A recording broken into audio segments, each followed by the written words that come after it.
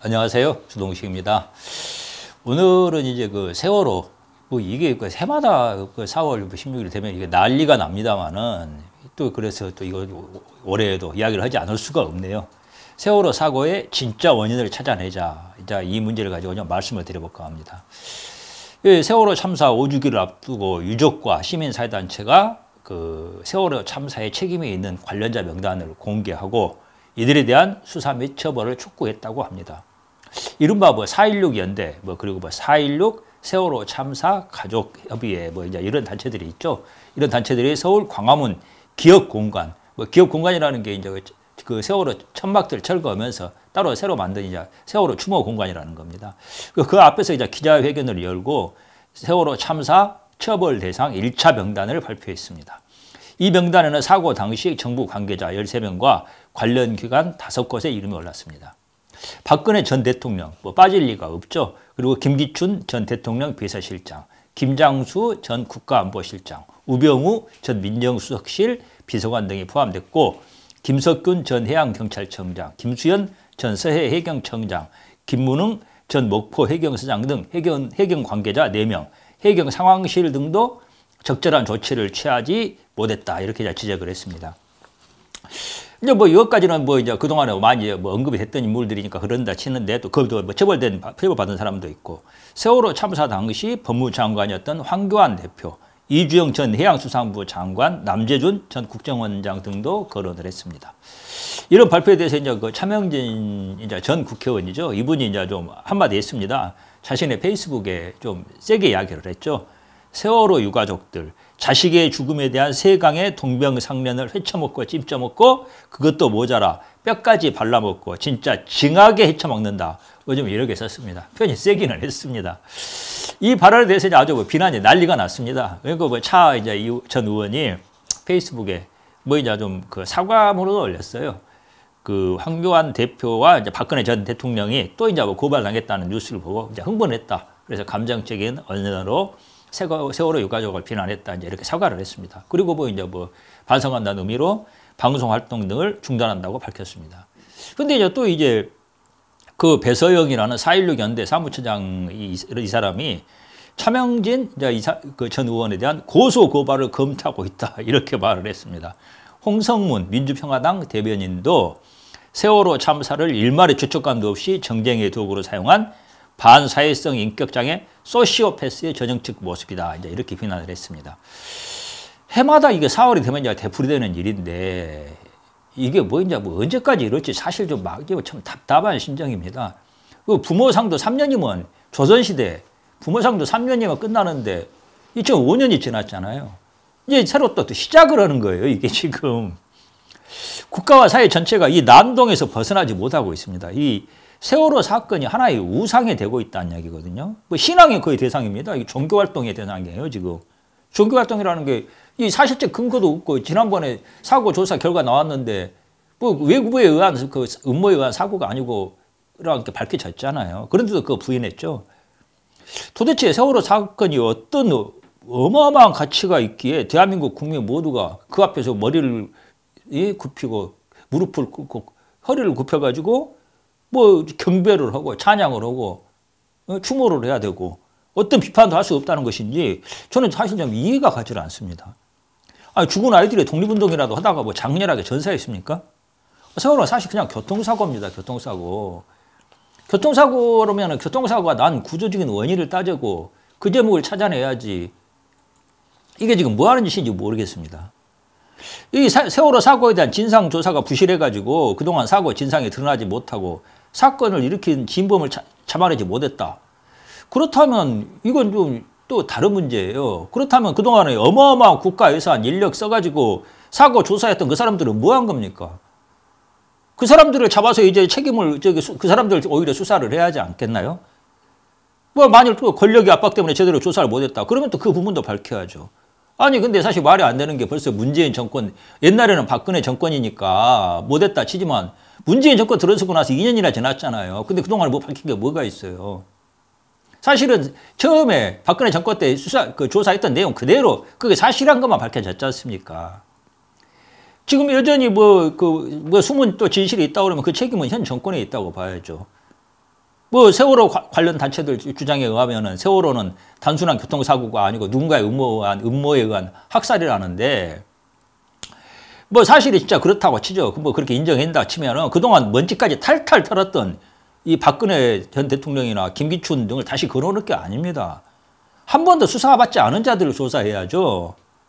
뭐 박근혜를 뭐 분단위로 행적을 조사해라고 그랬다 그러면은 그동안에 조사받지 않은 자들 그날 당일 뭐 했는지 그리고 그 몇 개월 이전 그 몇 개월 이후에까지 뭐 했는지 행적 다 털어야 되지 않습니까?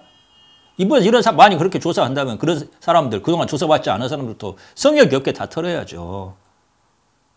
사실 뭐 좀 이 말이야 바른 말이지 무슨 사건 나면은 그 범인이 밝혀지 찾는다 그러면은 그 사건을 통해서 가장 범죄를 행위 통해서 이익을 받은 자를 찾아내는 게 어떤 수사의 가장 기본입니다. 세월호 사건으로 가장 이익 본 사람이 누굽니까? 박근혜입니까? 박근혜는 사실 세월호 때문에 완전히 탄핵당하고 얼띄우면 원인을 따지면은 세월호로 작살이 난 사람이에요. 감옥에 가 있는 것도 세월호가 큰 영향을 줬습니다. 그 대신 가장 이익을 본 사람이 누굽니까? 문재인 아닙니까? 아, 스스로 자기도 고백했잖아요. 얘들아 고맙다. 그렇게 썼잖아요. 그러면 문재인도 조사를 해야죠. 가장 이익을 본 사람이니까 이 사건으로. 안 그렇습니까? 세월호가 만약 범죄 행위라면 그렇게 조사를 해야죠. 이번에 또 그 사람들의 세월호 참사 책임자 처벌 대상을 또 발표했던데 그렇게 판단한 근거는 뭔가요?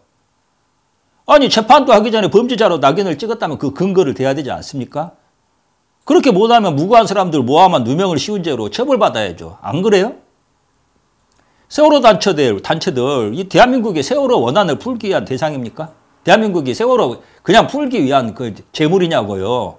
대한민국 국민들이 그리고 세월호 송장파리들 입에 밥 쳐 넣어주는 호구들입니까? 그리고 대한민국 세금이 당신들 이 쌈짓돈입니까? 저는 이번에 차명진영 한 이야기 한마디도 틀린 게 없다고 봅니다. 세월호는 지금 거대한 산업이 됐습니다. 산업, 인더스트리. 땡깡 부리고 발광하는 산업입니다. 여기에서 거대한 부가가치가 만들어집니다. 그 방법은 딴 거 없어요. 그냥 땡깡 부리고 발광하는 거죠. 그리고 그 부가가치가 어디서 나오느냐. 전부 우리나라 국민들 세금에서 나옵니다. 세월호가 지금 거의 첨단 과학이 됐습니다. 한풀이 무당 부닥거리 과학입니다. 인류가 유사일에 경험해보지 못한 온갖 유사과학, 사실은 사이비 과학이라는 이야기죠. 이런 게 아주 그냥 분수처럼 화수분처럼 뿜어져 나옵니다. 미국이나 유럽, 일본 뭐 이런 선진국 전문가들 뭐 이 유사과학, 사이비 과학 앞에 서면은 말도 못하고 양쪽 뺨 얻어맞고 쫓겨납니다. 이게 말이 되는 현상입니까? 대한민국이 완전히 지금 그 옛날 그 부족국가 무당하는 그 신정일치, 재정일치 나라로 지금 후퇴하고 있어요. 이 세월호 때문에. 세월호 사건, 그동안에 뭐 사람들이 너무 이게 말도 안 되는 상식을 이야기하니까 한번 짚어보겠습니다.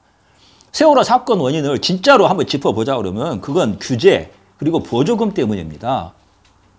좀 더 근원적으로 따지고 들면은 시장 기능을 무시하고 도서지방 주민들에게 일종의 체제 방어용 뇌물을 주어온 것이 세월호 사고의 진짜 원인이라고 봐야 됩니다. 연안해운이죠, 연안해운. 그러니까 그 먼 바다로 나가는 원양해운이 아니라 우리나라 한반도 주위를 이제 돌아다니는 연안해운은 역사적으로 우리나라 역사에서 굉장히 중요한 역할을 해왔습니다. 실제 왕조 시대 그 미국이나 기타 조세 등 물품 이거 그 육상 운송이 워낙 길이 안 좋았기 때문에 거의 그 여기 연안해운 선박을 통해서 운송을 했거든요. 하지만 이제 근대화된 이후에는 상황이 달라졌죠. 화물 운송 기능은 거의 좀 위축이 됐습니다. 물고기 생선 잡아와서 나르는 거 외에는 뭐 대부분이 이제 도서지방 이제 연안해운은 도서지방 주민들의 생활 편의를 위한 승객 운송 기능으로 위주로 재편이 됐죠. 뭐 철도가 뚫리고 육지 같은 경우는 철도 뚫리고 신장로 이어서 고속도로가 개통이 됐지 않습니까? 뭐 철도 그 고속버스, 비행기, 운송 수단이 많아졌죠. 그러니까 이제 거기서 화물 운송을 대부분 담당하고, 이제 그 연안해운은 도서, 섬지방 주민들이 이제 실은 승객 운송용으로 쓰이게 됐는데, 문제는 이제 이 섬지방 주민들의 경제력이 굉장히 취약합니다. 그래서 정상적인 운임을 받을 수가 어려운 구조라는 거예요. 불만이 많을 수밖에 없다는 거죠. 제대로 이용하기도 어렵고. 그래서 이제 정부가 내려온 게 연안해운의 그 선박들의 운임을 원가 수준 이하로 억제를 했습니다. 그럼 어떻게 합니까? 그 회사들이 수지가 맞을 수가 없고 운영할 수가 없으니까 그 대신 이제 연한해운 선사들에게 보조금 등 다양한 혜택을 주는 방식으로 문제를 해결을 해왔어요. 이건 사실 이제 농업에도 미국 쌀 수매가에도 이제 이런 방식을 적용을 해왔죠. 그 소비자들에게는 싸게 주고 그 대신 이제 그 비용을 농민들에게 국가가 이제 보조금으로 보전해주는 그런 방식을 했는데 이제 이게 일종의 체제 방어 비용이고 사실은 일종의 뇌물이나 마찬가지입니다. 시장 기능에 의해서 해결하지 않으니까. 이제 뭐 섬 주민들이 대부분 가난한 데다가 또 이제 그런 우리나라 같은 경우는 분단 국가이기 때문에 해안 지방 그리고 섬 지방 주민들은 이 방첩 취약 지역이라는 안보 측면의 문제도 좀 있습니다. 그렇기 때문에 더욱더 정부로서는 일종의 체제 방어 비용으로 이렇게 좀 지출하는 비용이었다고 비용이라고 볼 수가 있습니다. 하지만 이제 이런 보조금이나 혜택은 근본적으로 관료들이 칼자루를 쥐고 있어요. 그리고 또 정치적 상황에 따라서 유동성이 심합니다. 그러니까 이게 선사들이 안정적으로 이 사업을 운영하기가 어려웠다는 겁니다. 그리고 또 해운 사업이라는 게 특성상 리스크가 큽니다. 사고 한 번 나면은 뭐 어마어마하게 나는 거 아닙니까? 인명사고로 대형 인명사고로 이어지는 경우가 많으니까 회사는 뭐 박살이 나고 뭐 사주가 쇠고랑 차는 일도 흔하죠. 그러니까 결국 이제 이런 어떤 결과가 되느냐. 연안해운 사업에 있어서 총체적으로 부실화됩니다. 사업이라는 게 부실화된다는 거죠. 그리고 웬만한 회사들은 이 사업에서 손을 떼게 됩니다. 그러면 이제 어떤 현상이 발생하느냐. 바로 그래서 청해진 해운, 이 구원파, 그 유병헌 같은 이런 유사 종교 성향의 짙은 집단들이 이 사업에 마치 독버섯처럼 파고들게 되는 거예요. 이들은 이제 정상적인 사업 방식에 하지 않고도 뭐 그러니까 이를테면 제대로 된 임금을 주지 않고도 사업을 운영할 수 있습니다. 왜냐하면 이제 그 자기네 신도들이 있고 종교적 자발성이 있으니까 이게 엄청난 무기가 되는 것이거든요. 그러니까 이제 사실 그런 회사들만이 연안해운 같은 사업을 하게 되는 겁니다. 그런데 이제 아무리 뭐 종교적 자발성에 의존한다 해도 정상적인 임금 안 주면은 제대로 된 인력 쓸 수가 없거든요. 그 세월호 이준석 선장 그때 뭐 돈 보니까 뭐 보통 선장이 받는다고는 상상할 수 없는 임금을 받는 걸로 제가 기억을 하는데 뭐 이런 임금을 이제 이런 인력도만 쓰게 되는 거죠. 또 그 정부 부처나 이 정치권과의 밀착이 필수적이기 때문에 뭐 당연한 얘기죠. 그 사이드 머니 그런 돈이 뭐 지출이 나가게 되는 거 아닙니까? 그러니까 일본에서 폐기 처분하는 선박 원래 그 세월호가 일본에서 만들었다가 폐기 처분을 앞둔 선박이었는데 도입해가지고 이것을 그냥 고치는 것만 아니라 증축까지 하잖아요, 배를. 그렇게 해가지고 이제 사용하게 되는 거거든요. 돈 아끼려고. 정상적인 이 운임일 같은 게 보장이 안 되니까. 그런 상황에서 이 선원들의 안전교육 따위는 뭐 이야기가 되겠습니까? 아예 거론도 안 됩니다. 문제가 안 되는 거예요, 그런 것은. 이런 과정에서 이제 뭐 그러다 하다 보니까 사주들은 뭐 노가 납니다. 왜냐하면은 뭐 땅 찍고 헤엄치는 식으로 사업을 하는 거거든요. 경쟁도 없고 아마 거의 독점이나 마찬가지죠. 정부의 규제 그리고 정치권의 보호를 통해서 사업을 하기 때문에 사업은 부실화되지만 사주 일가는 법적인 감시를 통해서 천문학적인 자산을 축적할 수 있게 됩니다. 보니까 뭐 그 유병헌이나 그 아들들 뭐 사치한 걸 보니까 장난이 아니더라고요. 상상 초월합니다. 아마 우리나라 재벌들 중에서도 그렇게 사치하는 경우는 드물었을 거예요. 그게 다른 게 아닙니다. 이 비정상적인 사업을 하니까 그런 식으로 사치를 할 수 있는 거거든요. 사업이 경쟁이 없으니까. 이렇게 이제 그 거대한 네트워크가 완성이 되는 겁니다. 총체적인 부실이긴 하지만 특별한 사고는 나지 않아요. 사고라는 게 원래 어쩌다 한번 나는 거고 항상 사고가 나면 그 정도 이제 대책을 하는 거거든요. 대충 얼기설기 아슬아슬한 수준에서 문제를 미봉해 놓습니다. 하지만 아무리 적은 확률이라도 사고는 나게 돼 있어요. 이제 문제는 그 사고를 막는 것도 중요하지만 사고가 났을 때 어떻게 대응하느냐 하는 거거든요. 그런데 세월호는 평상시 사고가 나지 않는 상황에서는 그럭저럭 운영이 가능한 시스템이었는데 정작 사고가 나는 상황에 대해서는 아무 대책도 없었습니다. 유병헌, 청해진 해운, 뭐 구원파, 여기가 세월호 운영 관련된 그쪽 집단들이 애초에 연안해운이 어떤 것의 사업에 대한 이해가 전혀 없었습니다. 그냥 평상시에 대충 땜빵으로 넘겨왔던 거예요. 원래 그런 식으로 그 사이비 종교 집단들이 그런 식으로 사업을 할 수밖에 없습니다. 왜냐? 시장 경쟁이라는 게 아니니까. 그러니까 뭐 사고가 터질 경우에 치명적인 대형 사고가 될 거라는 것에 대한 그런 위기의식 자체가 없었다는 겁니다. 세월호 사고는 이런 이 시스템과 이런 부조리가 누적된 결과입니다. 다른 문제들은 주변부적인 문제예요. 사실 이제 연안해운 규제 도입 그 원인이었던 도서지방 주민들, 경제력도 그렇게 과거처럼 열악한 건 아니거든요. 오히려 이제 뭐 각종 보조금도 받고 여러 가지 보면은 도시민들보다 수입 면에서는 나은 경우도 많습니다. 그런데도 이 보조금과 규제, 이거 사라지지 않습니다. 왜냐? 이미 연안해운, 그리고 도서지방 주민들, 그리고 정부 부처, 산하기관들, 그리고 정치권을 연결하는 네트워크가 형성이 되어 있거든요. 이 네트워크가 한번 형성이 되면은 이거 쉽사리 없애기 어렵습니다. 왜냐하면 거기서 이익을 보는 사람들이 있기 때문에 그걸로 먹고 사는 사람들이 생기는 거거든요. 전문적으로 정부 돈 따먹는 또 전문가 집단이 생겼어요. 그러니까 이게 없애기가 어려운 겁니다. 사실 이제 이런 시스템을 없애지 않으면 세월호 사고는 언제든 다시 터져 나올 수가 있습니다.